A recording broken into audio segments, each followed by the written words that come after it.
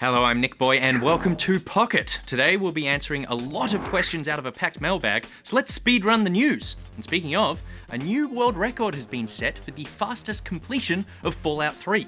Speedrunner Rideow has reached the end of the game in 18 minutes and 53 seconds. It smashes the previous record of a pathetic 18 minutes and 57 seconds. Also helped by Rideow. Enjoy second place, Rideow, you loser! And all glory to our new speedrun king, Rideow. Steven Spielberg has been confirmed to direct the film adaptation of Ready Player One, a book about a gamer set in a dystopian future filled with 80s references. Spielberg's the perfect man for the job since he created nearly every single reference during that entire decade. And are you playing City Skylines but sick of all those stupid buildings? Well, lucky for you, there's a new mod called Flight Simulator, which lets you take to the skies and enjoy a lazy lap around your city while your citizens' energy runs out and their poop backs up. Alright, to the mailbag! First up, this one from Elite PC Master Race. WTF is Hingers? Been sacked already? Lol? Hingers is fine. He's just at the Melbourne Comedy Festival for 5 weeks performing. Check out his Twitter for dates, because he's there. He's definitely not buried in my backyard while I wear his cardigans. This one's next from Me Too Lethal. I instantly liked NichBoy when he said, "I don't understand why people use the word bae." Nyah. Right back at you, bae. Jeff from Brisbane wrote in, "I am a loyal fan and I watch you play games all the time. Please answer me." All right, Jeff. Inside voice. About a year ago, I watched you play a game. Last night, I dreamt about it for some reason, and now I want to play it. Can you please tell me what the game is called? It's an adventure RPG, and the character is a guy in a red cloak, and the setting is in an open desert. You can roam around and stuff. Hey, Jeff, can I call you Bae? I'm gonna call you Bae. Bae, the game that's been haunting your dreams is Journey from That Game Company. And if I had to dream about a game, it would probably be in my top 3. That game had such an emotional impact on me, so much so that I will never play it again because I really want to preserve that memory forever. But Jeff, Bae, the real question is, what does you dreaming about Journey mean? Are you harboring guilt about that friend you left to die alone in the sand? Is your subconscious telling you it's time to start designing long scarves? Have you stopped believing, Jeff? Don't stop believing. Hold on to that feeling. Don't stop believing, Jeff. Next question. Christopher Manolis from Newcastle.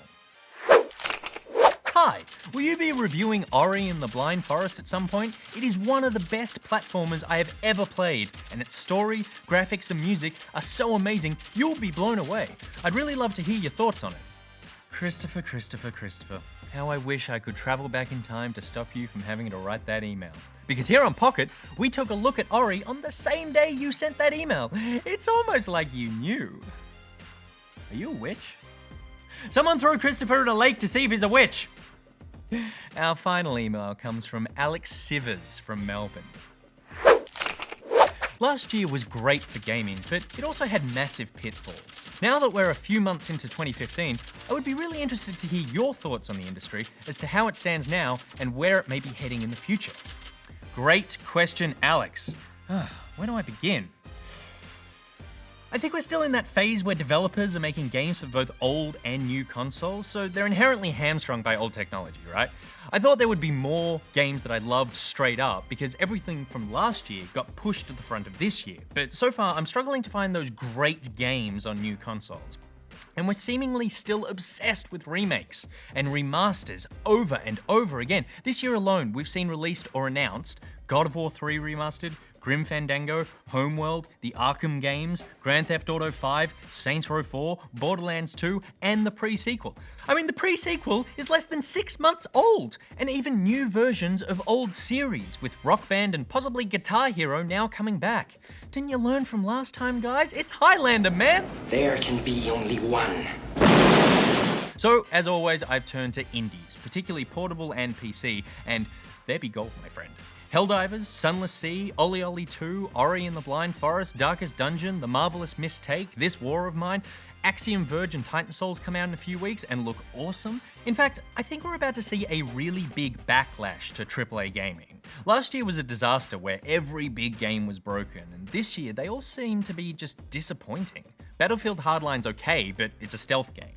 The Order was gorgeous, but empty. Evolve spent about 60 years in beta letting people play it, then just fizzled out after launch.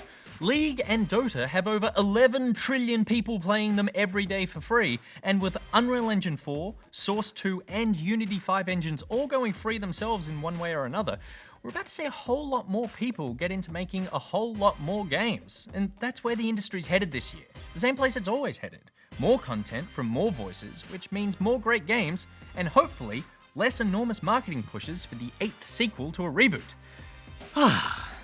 Did I answer the question? Yeah? Good. Well, that's it for today's episode of Pocket. We'll be back tomorrow. NichBoy out. Thanks, bae.